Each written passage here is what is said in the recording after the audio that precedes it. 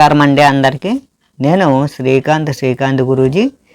ఈరోజు నేను మీకు తెలియజేస్తున్నది ఏమిటంటే లక్ష్మీ నరసింహస్వామి యొక్క అద్భుతమైనటువంటి మంత్రానికి నామానికి అర్థాన్ని తెలియజేస్తున్నాం. అలాగే లక్ష్మీ నరసింహస్వామి యొక్క అనుగ్రహ కరుణాకటాక్ష ఎల్లవేళలా భక్తులకు కలగాలని మేము తెలియజేస్తున్నాం. ప్రతి శనివారము కూడా ఈ మంత్రాన్ని లక్ష్మీ నరసింహస్వామి మంత్రాన్ని జపించడం వలన అద్భుతమైనటువంటి మనశ్శాంతి కలుగుతుంది, శత్రువుల బాధలు తొలుగుతాయి, ధనలాభము కలుగుతుంది, వ్యాపారాభివృద్ధి కలుగుతుంది, రక్షణ కలుగుతుంది. కనుక శత్రువులు చేసే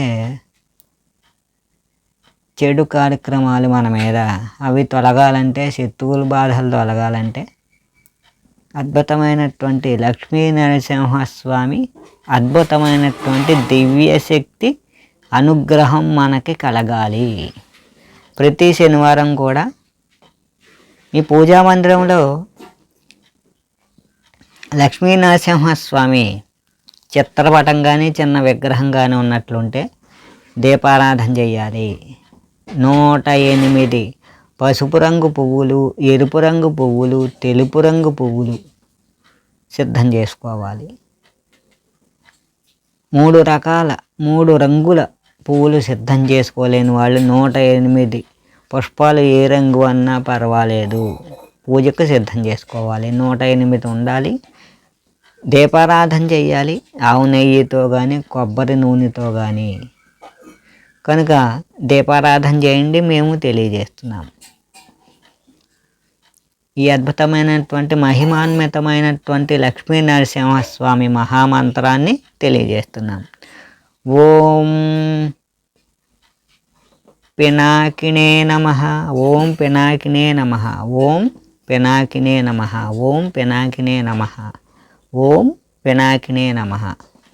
ఈ మంత్రంతో 108 పుష్పాలతో 108 సార్లు లక్ష్మీ నరసింహస్వామికి పూజ చెయ్యాలి. కనుక గంధముతో పూజ చెయ్యొచ్చు, అక్షంతలతో పూజ చెయ్యొచ్చు. కనుక మీరు 108 సార్లు పూజ చేసిన తర్వాత లక్ష్మీ నరసింహస్వామికి సాంబ్రాణి ధూపం కానీ అగరబత్తులతో ధూపం కానీ ఇవ్వాలి. అలాగే మీ ఇంట్లో మీరే స్వశక్తులతో స్వహస్తాలతో చేసినటువంటి లడ్డూలు అవి నైవేద్యం పెట్టాలి. లేదు మేము సిద్ధం చేసుకోలేము అనుకుంటే కనుక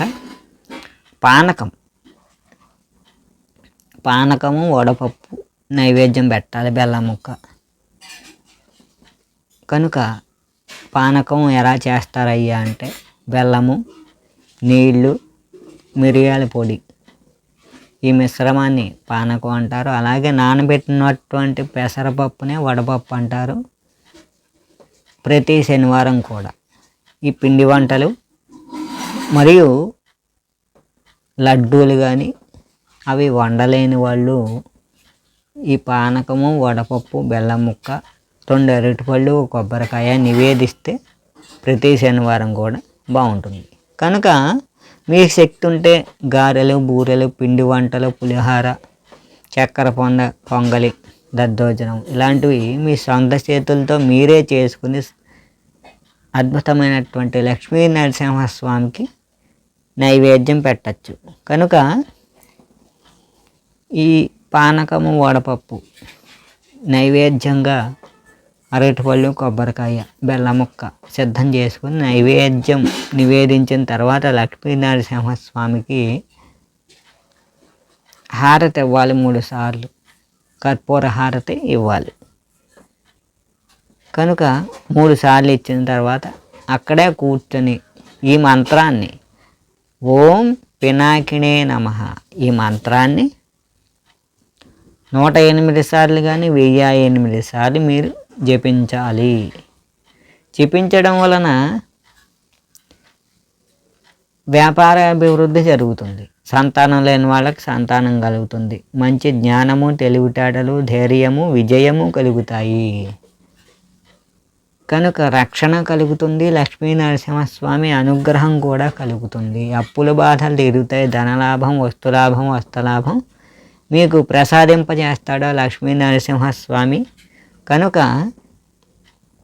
ఈ మంత్రాన్ని ఎవరైతే జపిస్తారో వాళ్ళకి అష్టైశ్వర్యాలు కలుగుతాయి.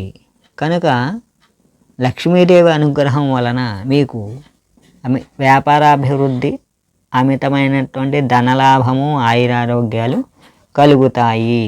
కనుక ఈ అద్భుతమైనటువంటి మంత్రాన్ని ప్రతి శనివారము కూడా తెల్లవారుజామున 3 గంటల నుంచి మరియు ఉదయం 6:30 వరకు ఈ మంత్రాన్ని జపించిన వారికి వివాహం అవుతుంది, స్త్రీ పురుషులకు. మరియు సంతానం లేని వాళ్ళకి సంతానం కలుగుతుంది. ఉద్యోగం వస్తుంది, పరీక్షలో పాస్ అవుతారు, మరియు ఇంటర్వ్యూలో పాస్ అవుతారు, మరియు ప్రమోషన్ వస్తుంది. వ్యాపారస్తులకి వ్యాపారం అభివృద్ధి చెందుతుంది, ధనలాభం కలుగుతుంది, శత్రువుల బాధలు తొలగుతాయి, విజయం కలుగుతుంది. ఏ ప్రాజెక్టు మీరు అటెంప్ట్ చేసినా అది విజయవంతం అవుతుంది. కనుక లక్ష్మీ నరసింహస్వామికి పూజ చేసిన తర్వాత అక్కడే కూర్చొని లక్ష్మీ నరసింహస్వామి యొక్క అద్భుతమైనటువంటి దివ్యమైనటువంటి స్తోత్రం ఒకటి ఉంది. అద్భుతమైనటువంటి అది లక్ష్మీ నరసింహస్వామి కరావలంబ స్తోత్రం. ఆ స్తోత్రాన్ని ప్రతి వారము శనివారము కూడా 11 సార్లు కానీ 3 సార్లు కానీ స్తోత్రాన్ని చదివి మరియు పఠించినట్లయితే మీకు ఇంకా అమితమైనటువంటి శక్తి కలుగుతుంది. మనశ్శాంతి, ఆధ్యాత్మిక బలము, లక్ష్మీ నరసింహస్వామి అనుగ్రహము, ధైర్యము, విజయము, శక్తి, రక్షణ కలుగుతుంది. కనుక ఈ అద్భుతమైనటువంటి దివ్య ఫలితాలు మీకు ఎల్లవేళలా కలగాలని మేము మీకు తెలియజేస్తున్నాం. కనుక లక్ష్మీ నరసింహస్వామి యొక్క ఈ మంత్రానికి, నామానికి అర్థాన్ని కూడా మేము ఇప్పుడు మీకు తెలియజేస్తాం. ఓం పినాకినే నమః. ఈ మంత్రాన్ని జపించడం వలన శత్రువుల నుంచి రక్షణ కలుగుతుంది. అలాగే పినాకిని అంటే శివుని యొక్క దివ్య ధనస్సు. అది ఎంత శక్తివంతమైనది అయ్యా అంటే దాన్ని ఒక్కసారి సంధిస్తే చాలు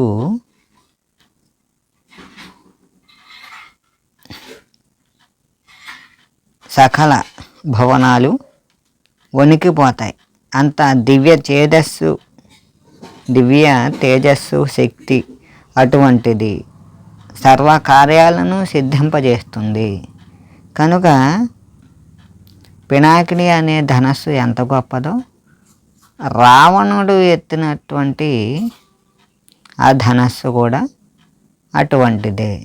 కనుక దివ్యమైనటువంటి రావణుడు, అతీత బలశాలి అయినటువంటి రావణుడు ఒక్కడే అది కదిలించగలిగాడు.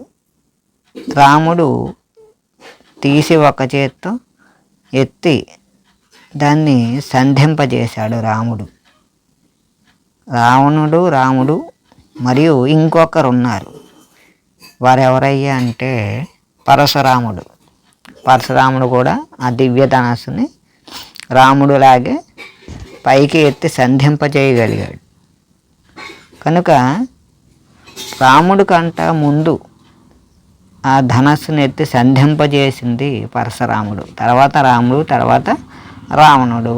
కనుక అద్భుతమైనటువంటి వాళ్ళు దైవిక శాలులు, దివ్యోత్తములు. కనుక అద్భుతమైనటువంటి మహామంత్రాన్ని జపించడం వలన అంతటి శక్తి కలుగుతుంది. కనుక ఈ దివ్య ధనస్సు ఎంత శక్తివంతమైనదో అంతటి శక్తివంతులైనటువంటి శత్రువులు ఎవరైతే ఉంటారో వాళ్ళని ఒకే రోజు పడిపోయేలా చేస్తుంది. కనుక అప్పుల బాధలు తీరుతాయి, అలాగే మనశ్శాంతి కలుగుతుంది, అనారోగ్యం తొలగి సంపూర్ణ ఆరోగ్యం కలుగుతుంది. ఈ మంత్రాన్ని జపించడం వలన వజ్రాయుధంలా పని చెయ్యడం వలన ఈ మంత్రము మీకేమిటయ్యా అంటే, కనుక ఈ అద్భుతమైనటువంటి పినాకినే నమః ఈ మంత్రాన్ని జపించిన వాళ్ళకి శివానుగ్రహం కలుగుతుంది. అలాగే ఈ అద్భుతమైనటువంటి అష్టసిద్ధులు మరియు ఈ అద్భుతమైనటువంటి లక్ష్మీదేవి నరసింహస్వామి అనుగ్రహం కలుగుతుంది. కనుక శాంత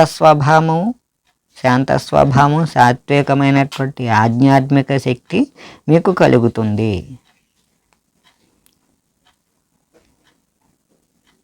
కనుక ఈ లక్ష్మీనరసింహస్వామి అనుగ్రహం కలుగుతుంది. అద్భుతమైనటువంటి ఈ మంత్రాన్ని జపించినంత కాలము కూడా మీకు విజయం వస్తూనే ఉంటుంది. పరీక్షల్లో పాస్ అవ్వడం కానీ, మరియు క్రీడల్లో కానీ, ఆటల్లో కానీ, మరియు మీరైనా ప్రాజెక్ట్ ఏదైనా స్టార్ట్ చేయాలనుకుంటే దాంట్లో విజయం కానీ వస్తుంది. మంచి జాబ్ వస్తుంది, మరియు మీకు అద్భుతమైనటువంటి ప్రమోషన్ కూడా వస్తుంది. ఇంక్రిమెంటు, ప్రమోషను, వ్యాపార అభివృద్ధి కలుగుతుంది. కనుక ఈ అద్భుతమైనటువంటి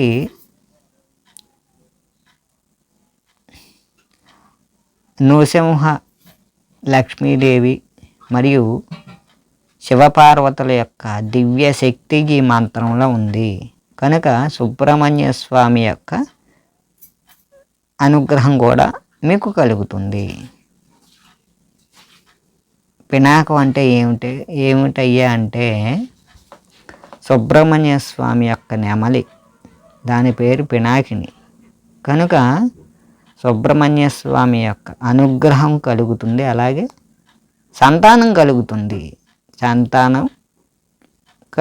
ఈ మంత్రాన్ని జపించడం వలన 1008 సార్లు కానీ 108 సార్లు ప్రతి శనివారం లక్ష్మీ నరసింహస్వామి ఈ మంత్రాన్ని జపించడం వలన ఓం పినాకినే నమః అద్భుతమైనటువంటి తేజస్సు, వచ్చస్సు, సంతానం కలుగుతుంది, వివాహం అవుతుంది, శత్రువుల బాధలు తొలగుతాయి, ధనలాభం, వస్తులాభం, అమితమైనటువంటి విజయం కలుగుతుంది. కనుక ప్రకృతి అనుగ్రహం, పంచభూతాత్మకమైనటువంటి శివపార్వతుల అనుగ్రహం, సుబ్రహ్మణ్య స్వామి అనుగ్రహం, అలాగే ఇంకొకటి ఉంది. ఏమిటయ్యా అంటే నాగేంద్ర స్వామి అనుగ్రహం కలుగుతుంది. కనుక ఈ మంత్రాన్ని జపించండి. సదా 41 రోజుల పాటు ప్రతి శనివారం కూడా జపించండి. అద్భుతమైనటువంటి లక్ష్మీనరసింహస్వామి యొక్క కరావలంబ స్తోత్రాన్ని జపించండి, పఠించండి. 11 సార్లు కానీ 3 సార్లు కానీ ప్రతి శనివారము కూడా. ఇలా చేయడం వలన లక్ష్మీనరసింహస్వామి యొక్క రక్షణ పెరుగుతుంది, మీకు అనుగ్రహం కలుగుతుంది, విజయం కలుగుతుంది, మనశ్శాంతి, సంపూర్ణ ఆరోగ్యము కలుగుతాయి. మీరు కోరుకున్నటువంటి కోరికలు నెరవేరుతాయి. వస్తులాభం, వస్త్రలాభం, సంపూర్ణ ఆరోగ్యం కలుగుతుంది. కనుక ఈ మంత్రాన్ని జపించండి.